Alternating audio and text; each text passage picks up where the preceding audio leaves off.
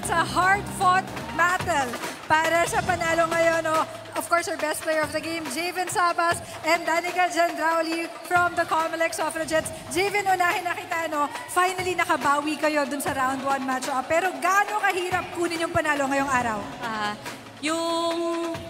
Kulang po kasi kami sa pasa, kaya medyo nahihirapan kami, tas kulang-kulang din po kami. Kaya yung adjustment po talaga, kailangan po lahat mag-adjust. So, yun ako. Danica, ikaw naman, ikaw yung nagbigay ng match point sa inyong team, no? At ikaw din yung huling palo. Ano yung nasa isip mo dun sa huling palo na yon? Ano po? Ano yung nasa isip mo dun sa huling palo mo para sa panalo?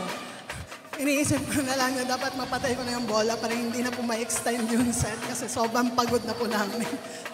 At ngayon naman, Javen, meron ka bang gustong batiin at pasalamatan? Yun po, binabati ko po lahat po ng sumusuporta sa Team Comelec, sa team management, sa supporting staff na laging nandyan.